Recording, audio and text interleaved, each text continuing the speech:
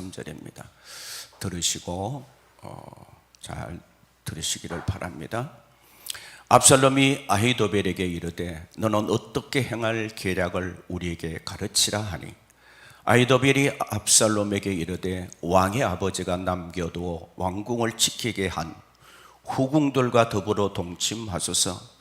그리하면 왕께서 왕의 아버지가 미워하신 바 됨을 온 이스라엘이 들으리니 왕과 함께는 모든 사람이 힘이 더욱 강하여지리다 하니라. 이에 사람들이 압살롬을 위하여 옥상에 장막을 치니 압살롬이 온 이스라엘 무리의 눈앞에서 그 아버지의 후궁들과 더불어 동침하니라. 그때 아히도벨이 베푸는 계략은 사람이 하나님께 물어서 받은 말씀과 같은 것이라. 아히도벨의 모든 계략은 다윗에게나 압살롬에게나 그와 같이 여겨졌더라. 아멘. 우리 옆 사람 보고 인사 한번 하십시다. 사랑합니다 한번 하십시다. 한 번 더 하십시다. 반갑습니다.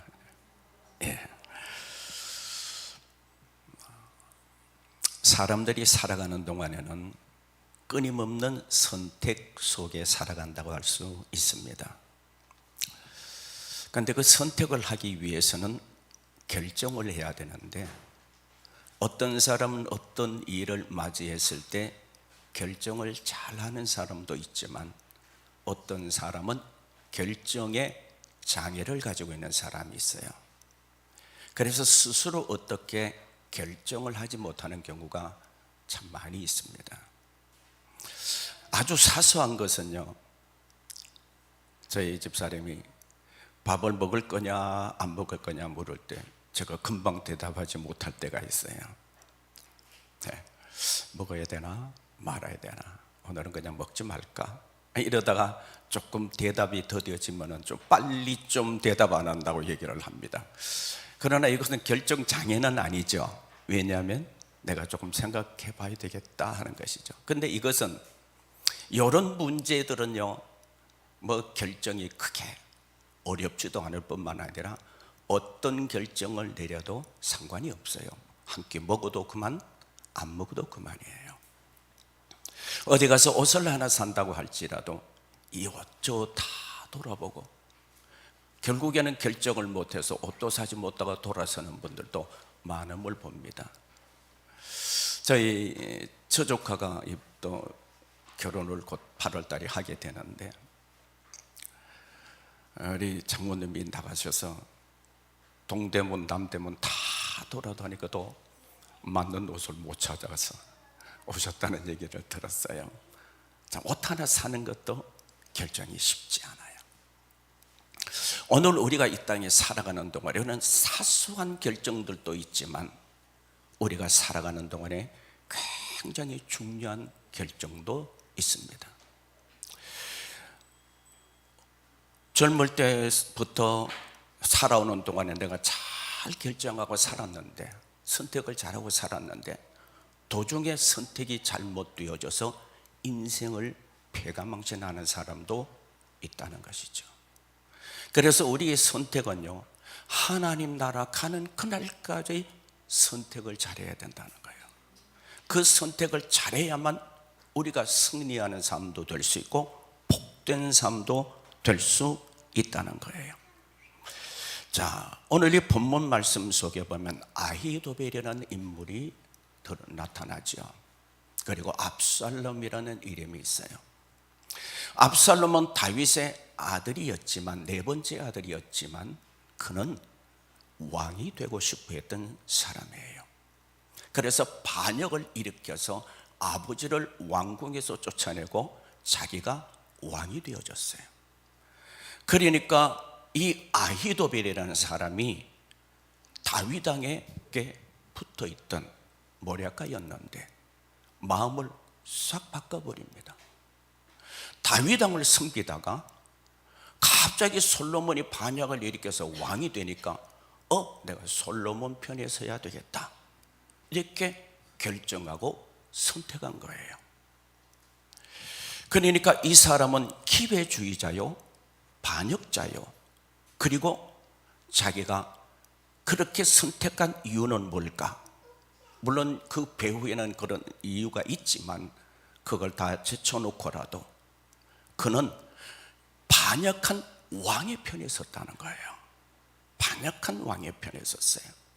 그러니까 오늘 이 본문 말씀에서 이 압살롬이 이 반역한 이 아히도베엘에게 이렇게 말합니다. 네가 좀 계책을 내놓아라. 계략을 하나 내놓아라. 내가 어떻게 하면 좋겠느냐, 그렇게 말해요. 자, 근데 그 얘기하는 것을 오늘 본문 속에서 보면서 첫 번째로 드리고 싶은 말씀은 악한 계략에 빠지지 말라는 거예요. 악한 계략에 빠지지 말라. 압살롬에게 붙어있던 이 아히도벨은 반변절자예요. 그리고 기회주의자예요.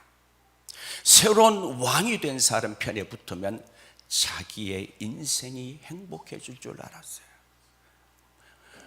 자기가 하는 모든 일들이 더 보호받을 줄로 알았던 거죠.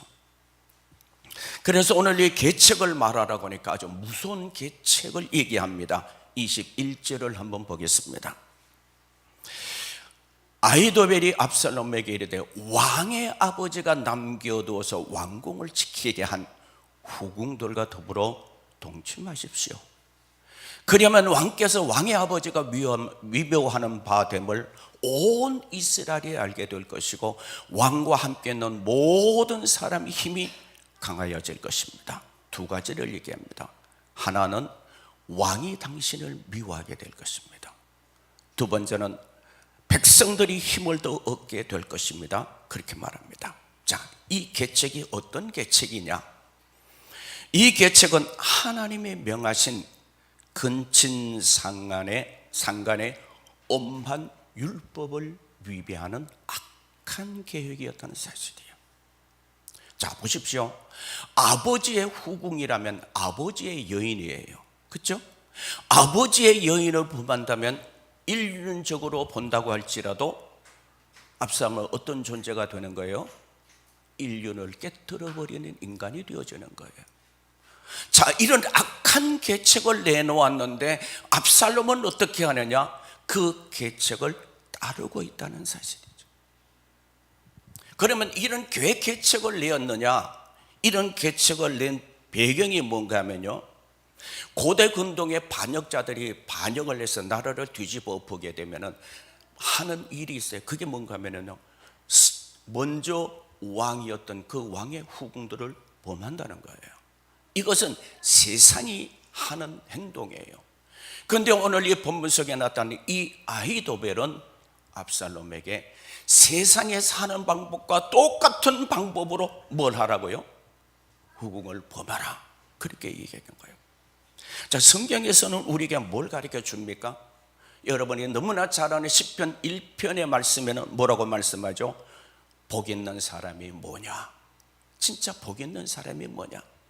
성경은 복 있는 사람을 돈 많은 사람이라고 말하지 않아요. 부여와 풍요를 누리는 사람이라고 말하지 않아요. 권력이 많은 사람이라고 말하지 않아요. 진정으로 복 있는 사람은 악인의 꾀를 쫓아가지 않는 거다. 죄인의 길에 서는 것이 아니다. 오만한 자리에 앉지 않는 것이 진정 복 있는 것이다. 그렇게 말씀했는데 오늘 이 본문 속에 나타난 이 압살롬은 어떻게 합니까? 압살롬은 악한 생각을 하고 시작된 그의 인생이었지만 아히도벨 역시 악한 계획을 내올 때 악은 악을 따라가게 된다는 것을 우리에게 보여주고 있습니다. 그러므로 우리는 이 땅에 살아가는 동안에 해야 될 말들이 뭐냐? 믿음의 말을 해야 한다는 것이죠. 은혜로운 말을 해야 한다는 것이죠. 축복의 말을 해야 된다고 하는 것이죠. 이게 우리가요, 말을 하게 되면요, 이 두뇌에서요, 그걸 인식한대요. 인식하게 된대요. 그래서 그것이 결국에는요, 밖으로 나오게 된다는 거죠. 악을 따르게 되면 악을 행하게 될 수밖에 없고, 선을 따르게 되면 선을 행할 수밖에 없는 것이죠. 자, 그런데 이 성경에 참 무서운 말씀이 뭔가 하면 23절에 보면요, 더 무슨 말씀이 기록되어 있어요. 이렇게 말씀해. 그때 아히도벨이 베푸는 계략은 뭐와 같다가요? 사람이 하나님께 물어서 받은 말씀과 같다. 아히도벨의 모든 계략은 다윗에게 압살롬에게 그와 같이 여겨졌다. 그 말이 의미가 뭡니까? 신앙생활하면서 우리가 겪는 것이 있습니다. 안 믿는 사람에게도 말을 듣고 믿는 사람에게도 말을 들어요. 근데 믿는 사람이 말하든 믿지 않는 사람이 말하든 그것이 하나님의 말씀처럼 들려올 때가 있다는 거. 하나님의 말씀처럼 들려올 때. 왜 악한 말인데도 하나님의 말씀처럼 들려줄 수 있어요.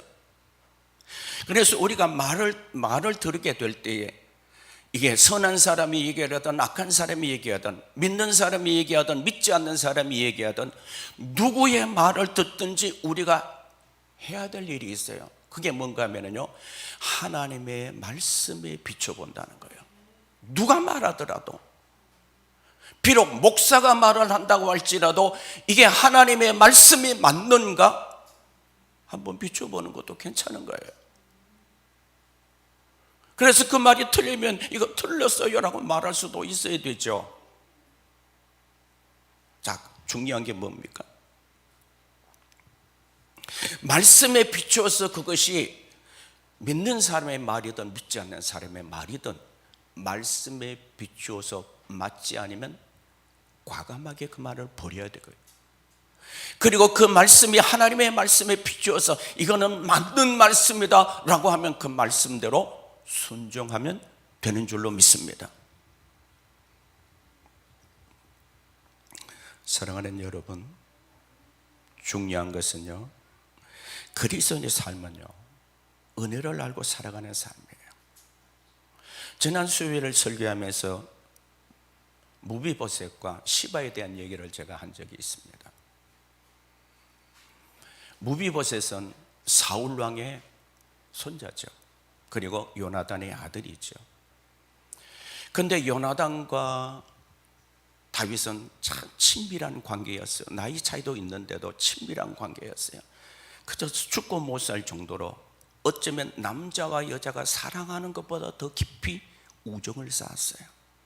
그래서 언약한 게 뭔가 하면 내 후손들을 좀 지켜줘달라 언약을 한 거예요.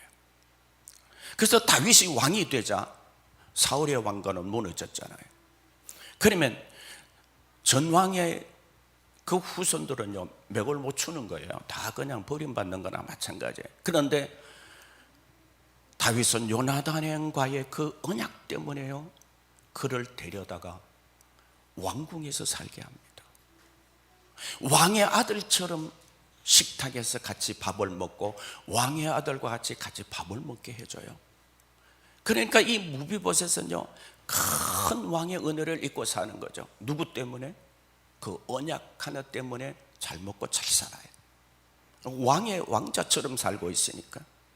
근데 압살롬의 반역으로 도망을 하게 될 때 이 무비보셋을 따라가려고 했는데 그의 종이었던 시바가 속였습니다. 그리고 이 시바가 다윗 왕에게 모함을 해요. 거짓말을 해요. 왕이 반역으로 도망하는 걸 보고요, 이제 이스라엘이 다시 세워진다, 다시 사울 왕가가 세워진다, 이렇게 거짓말한 거예요. 그러니까 다윗의 심정은 어떻겠습니까? 아니, 내가 데려다가 왕자처럼 되어있고 내 식탁에서 밥을 먹게 해줬는데 어떻게 내가 반역해서 도망간다고 해서 어떻게 다시 사울의 왕가가 일어날 것이라고 말할 수 있어? 속이 상한 거예요.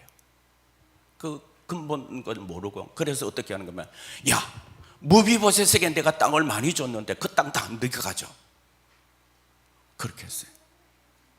근데 황궁하여 반역이 끝나고 다시 황궁하게 되어졌어요. 무비보셋이요, 요단강에 가서 만납니다. 너 왜 그때 나하고 같이 안 갔어? 성경이 조금 그런 말이에요. 너 왜 나하고 같이 안 갔어? 좀 다윗이 기분이 조금 나쁜 마음으로 말한 것 같아요. 그러니까 뭐라고 하는지 아세요? 시바가 나를 속였습니다. 나는요, 왕이 떠나가신 후로는 저는요, 맵시를 내지 않았습니다. 발톱도 깎지 않고요, 발도 씻지 않고요, 머리도 깎지 않고요, 옷도 빨아입지 않고요, 슬픈 마음으로 왕을 기다리고 있었습니다. 그렇게 말하는 거예요. 그 말을 듣고 나니까 이거 내가 속았구나, 그렇게 말하고, 그러면 시바에게 땅을 도와줬으니까 그거 반 나누어 가져. 그럴 때 그가 이렇게 말합니다. 왕이시여, 나를 모하면, 그 사람 그런 말은 하지 않았어요. 그 사람이 다 가지도록 하세요. 나 땅 필요 없어요. 땅 필요 없어요. 다 가지도록 하세요. 그리고 나는요, 왕이 돌아온 것만으로도 만족해요. 할렐루야. 다 포기해버려. 왕만 있으면 된다는 거예요. 오늘 이것을 오늘 우리의 신앙으로 바꾼다면요, 나는 주님 한 분만으로 만족해요. 세상의 그 어떤 재물이나 세상의 그 어떤 것보다도 나는 주님이면 돼요. 그건 돼요. 근데 오늘 본문 속에 나타난 압살롬은 어떻게 합니까? 스스로 왕이 되려고 했다는 거죠. 그리고 아버지의 여인을 보면은 이런 큰 계책 앞에, 그 계략 앞에 그냥 그대로 받아들여서 죄를 짓게 된다는 거예요. 얼마나 무서운 일인지 몰라요. 왜 그랬을까요? 압살롬의 눈에는요, 권력이 더 크게 보였기 때문에 그런 거예요. 하나님이 보여낸 것이 아니라 내가 왕이 돼야 되겠다는, 왕의 권력에 눈이 멀어서 이 아히도벨이 베푼 이 악한 계략을 그대로 쫓아갔다는 거예요.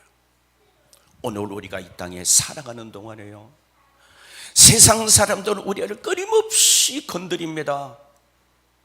불신의 사람들, 믿음 없는 사람들, 신앙을 갖지 못한 사람들은 끊임없이 우리의 마음을 흔들어 놓습니다. 우리의 마음을 상하게 합니다. 우리의 마음을 아프게 합니다. 우리의 마음이 흔들리도록 합니다. 그럴 때 우리는 우리의 마음을 뺏기지 말아야 된다는 거죠.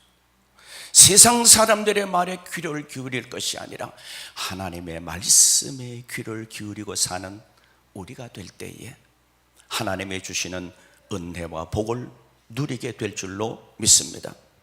두 번째로는 인간의 계획은 실패하게 되어진다는 사실이죠.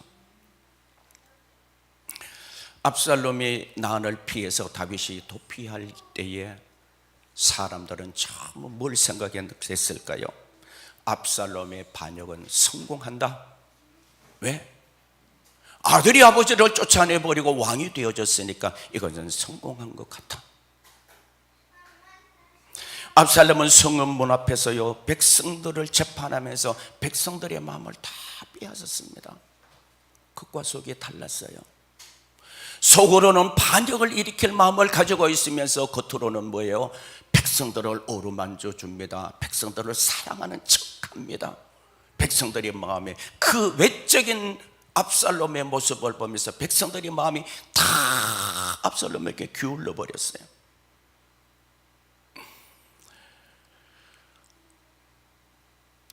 저는 이 말씀을 보면서 압살롬은요, 속내를 드러내지 않는 사람이에요. 속내를 잘 드러내지 않아요. 마음을 숨기는 사람이에요. 근데 속내를 드러내지 않는데 그 마음 속에는 어떤 마음이 있는가? 두고 보자 하는 마음이 있어요. 두고 보자. 약한 마음이죠. 그냥 훌훌 털어버리는 것이 아니에요. 속에요, 악을 품고 있다가 어느 순간에는 그 악이 현실로 드러나게 되는 거예요. 이 무서운 겁니다. 여러분, 우리가 살아가는 동안이요, 이 우리 마음속에 악을 품으면 안 돼. 나쁜 걸 품으면 안 돼. 옆 사람 보고 인사 한번 합시다. 풀고 삽시다. 풀고 사자고요. 풀고. 제발 풀고 살아요. 1000만 년 살 것도 아닌데 왜 그렇게 마음에 묻고 사는지 몰라. 한마디 나쁜 말 들으면 그걸 풀지 못해가지고 평생의 원수가 되어서 살아가요. 저 그런 거 보면 너무 가슴 아픈 거예요. 오늘 이 압살롬의 모습을 보면서도 그런 거예요. 압살롬은 이렇게 두고 보자 하는 마음을 가지고 있어서 어떤 결과를 냈습니까? 형제였던 바루크의 형이었던 암논이 자기 동생을 건드렸다고 2년 동안 가슴에 품었다가요. 너 지금 가만히 있어. 내가 가만히 있어. 가만히 있어. 좀 참고 있어. 그러다가 2년 참았다가요, 양의 털을 깎는 날에 불러가지고 암논을 비참하게 죽여버리잖아요. 그게 성경에 우리에게 뭐라고 말씀합니까? 욕심이 잉태하면 죄를 낳고 죄가 장성하면 뭐 한다고요? 사망을 낳는다. 성경 말씀 하나가 틀린 게 없어요. 마음에 악을 품으면요, 어느 한순간에 그게 터져 나오는 거예요. 그 마음에 나쁜 마음을 품고 있으면 그 나쁜 마음이요, 결국 자신을 그렇게 끌고 가버리는 거예요. 그래서 어떻게 해야 되느냐? 풀고 살아야 돼. 한 번 더 해보실까요? 당신은 마음에 품은 거 없지요? 당신은 마음에 품은 거 없지요? 한번 물어보세요. 여러분, 마음에요, 악을 품지 마세요. 미운 마음 품지 마세요. 원망하는 마음 품지 마세요. 좀 나를 건드렸다고 할지라도요, 절대로 나쁜 마음 풀지 마세요. 오히려 축복하세요. 저는 그들을 축복합니다. 예수님은 십자가에 못 박혀 돌아가실 때 자신의 옆구리에 창을 찌르고 채찍을 때리고 십자가의 못을 박는 그 사람들, 예수님을 조롱하고 멸시하는 그 사람을 주님은 바라보시면서, 주님은 하나님의 아들이시고 전능하신 분이심에도 불구하고 이렇게 말씀합니다. 아버지요, 저들이 몰라서 그렇사오니 저들의 죄를 사하여 주십시오. 주님이 그렇게 말씀하셨어요. 그는 거친 사람이었고 주관적인 사람이었고 속의 마음을 품고 있어요. 형을 죽이고 나서 이방 나라로 도망갔다 돌아와서는요, 아버지가 만나주지 않으니까 요압 장군을 불러서 좀 만나십시다 그러니까 요압 장군이 오지를 않는 거예요. 그러니까 어떻게 한지 알았어요? 종을 보내가지고 그의 밭을 완전히 불바다를 만들어 버렸어요. 이런 사람 왕 되면 어떻게 되겠어요? 백성의 마음을 속였고 그 마음 속에 품은 것이 악함을 품고 있었다는 거죠. 그런데 하나님은 어떤 분이십니까? 인간이 계획한다고 인간의 뜻을 다 이루게 하시는 하나님이신 아니라는 거죠. 하나님은 모든 것을 섭리하시는 하나님이신 줄로 믿습니다. 앞서간 믿음의 사람들은 하나님을 찬양하면서 모두 그렇게 합니다. 흥망성쇠가 하나님의 손에 달려 있습니다. 빈부귀천도 하나님의 손에 달려 있습니다. 성공과 실패도 하나님의 손길 안에 달려 있습니다. 하나님을 신뢰하며 하나님을 믿는 믿음으로 살아가게 되면 하나님이 복을 주시지만, 하나님의 말씀을 떠나서 살게 되면 결국 하나님의 진노의 대상이 될 수밖에 없음을 성경은 우리에게 분명하게 가르쳐주고 있습니다. 시편 113편 7절에서 8절 말씀에 보면 이렇게 말씀합니다. 가난한 자를 먼지 더미에서 일으키시는 분이 하나님이시다.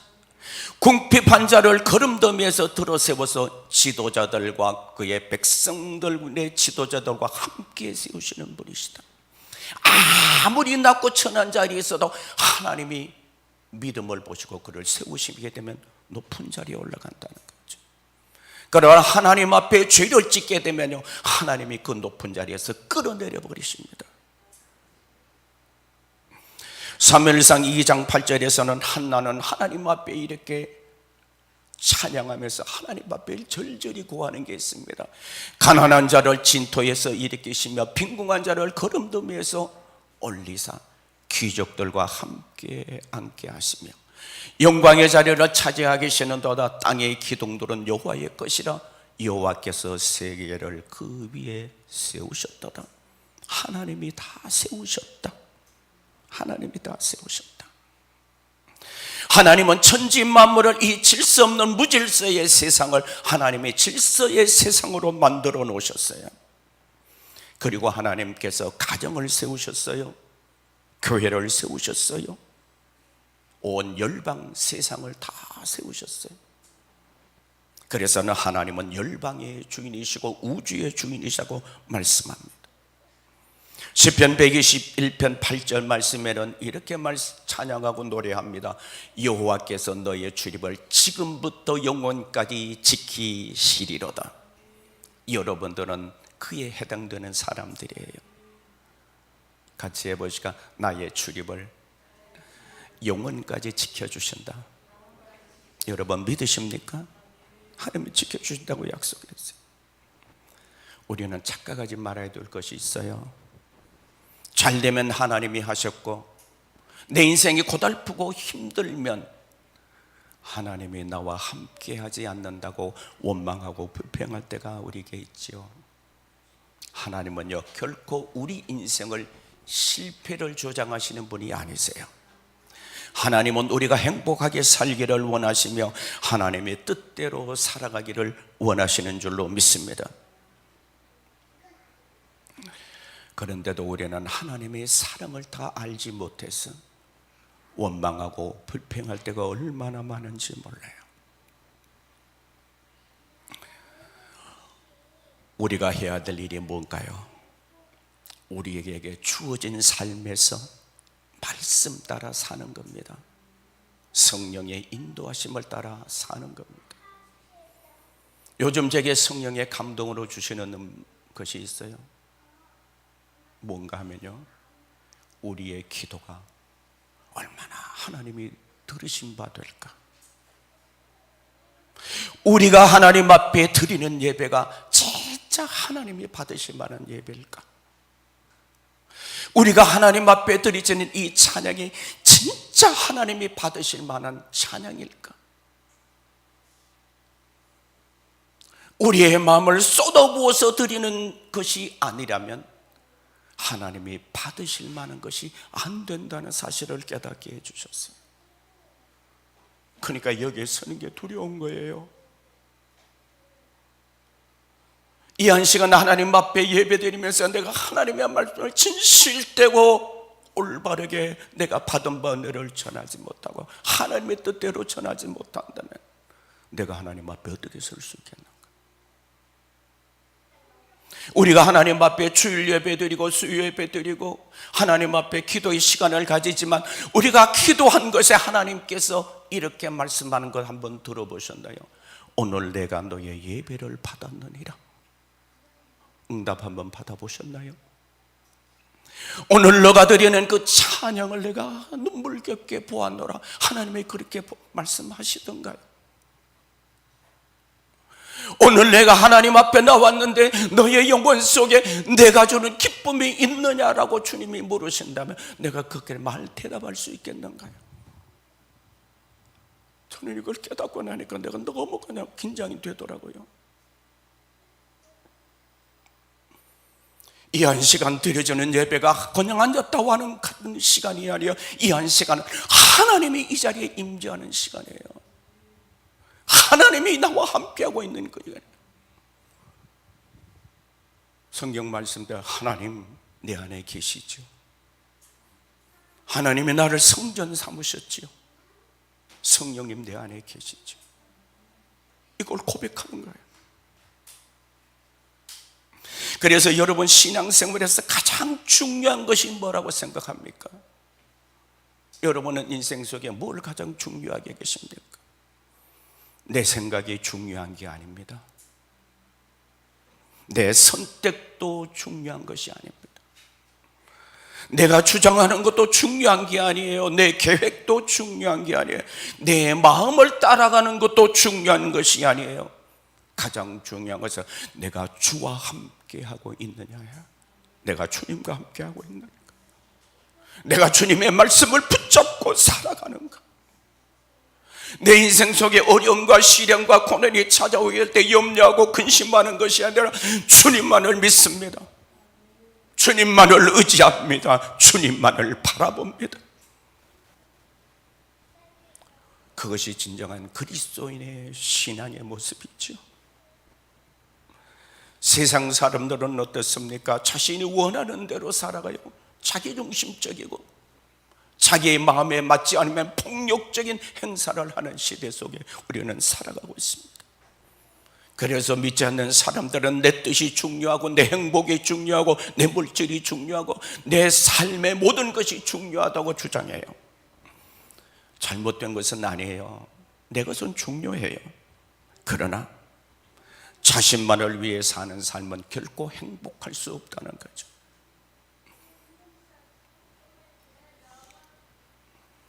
내 만족을 위해서 타인이 희생되어지기 때문에 그렇습니다. 타인을 짓밟고 사는 것이 행복한 게 아니죠. 진정한 행복은 나로 인해서 다른 사람이 행복해지는 것을 볼 때 행복해지는 거예요. 거기에 삶의 의미를 찾게 되는 것입니다. 아히도벨은 어떻게 했습니까? 악한 계획을 세우며 압살롬의 편에 서게 되면 오랫동안 자기의 위치에서 권력을 누리며 살아갈 줄로 알았죠. 그래서 그는 한 걸음 더 나가서 더 악한 계획을 세웠습니다. 27장 1절 2절 한번 보겠습니다. 아히도벨이 또 압살롬에게 이르되 이제 내가 사람 12,000명을 택하게 하소서.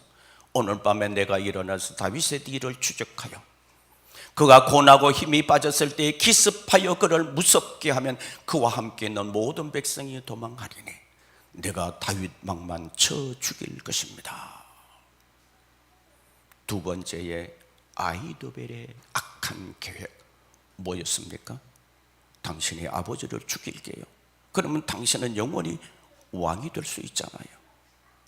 압살롬의 귀에는 아주 좋은 얘기일 수도 있을 것입니다. 자기가 직접 죽이지 않는다면 좋은 얘기일 수 있죠. 그런데 내게 12,000명만 주시면 내가 그 군대를 데려가서 다윗에게 가까이 있는 백성들 다 쫓아버리고 다윗 땅만 내가 쳐 죽이겠습니다.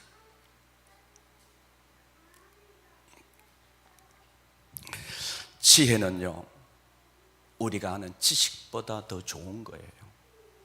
지식은 내가 아는 거지만 지혜는 인생을 살아가는 데 모든 것에 필요합니다. 지혜롭게 행동하게 되는 사람이 얼마나 귀한 사람이겠습니까? 그런데 인간적인 지혜는 결국 자신도 망하고 타인도 망하게 한다는 사실이죠. 그러므로 우리는 이 땅에 살아가는 동안에 하나님 앞에 지혜를 구하되 하나님 앞에 하나님의 뜻을 찾을 수 있는 지혜를 구해야 한다는 것이죠.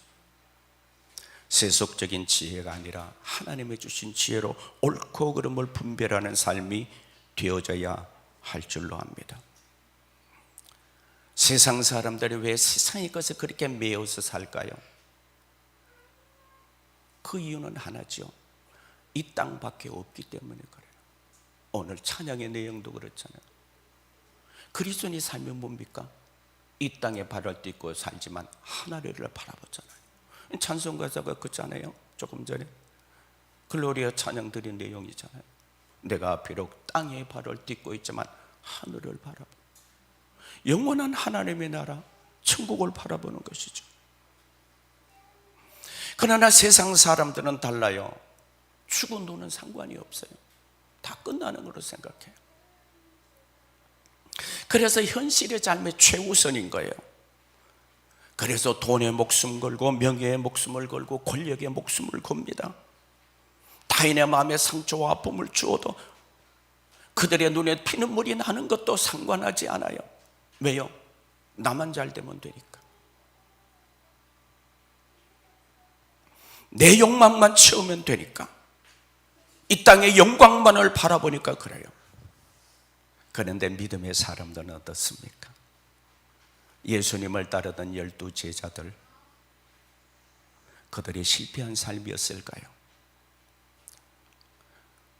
주님께 받은 그 은혜에 감격해서 복음을 전하다가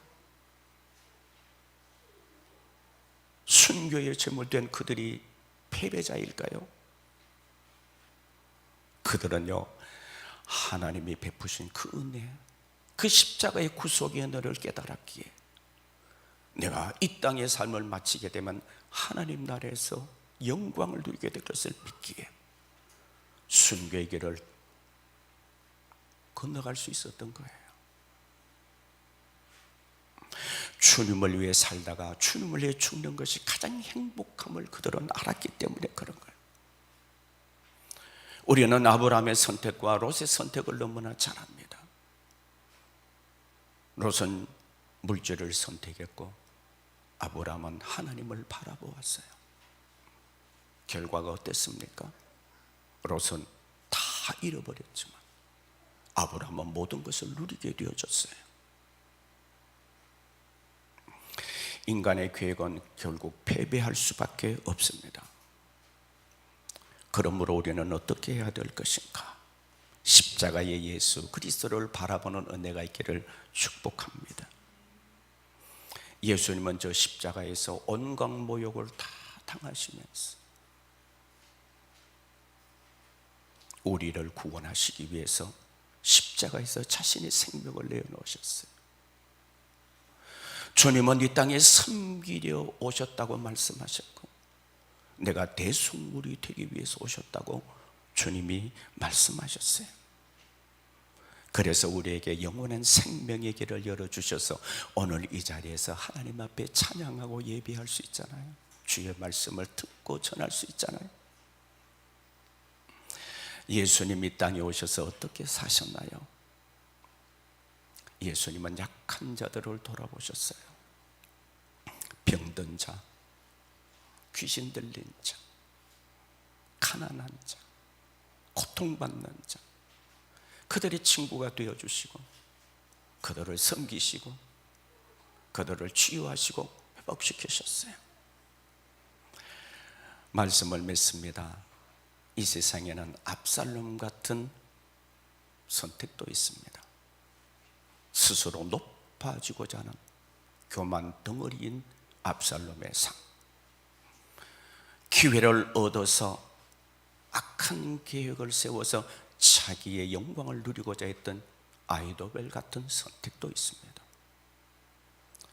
그러나 예수님은 이 땅에 오셔서 다 내어주셨어요.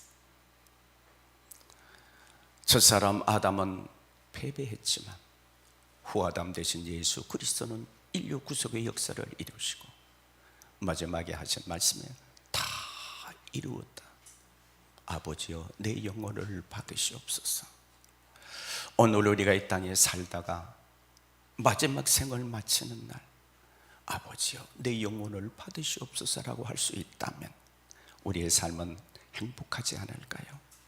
이런 은혜가 함께하기를 주 이름으로 축복합니다. 기도하겠습니다.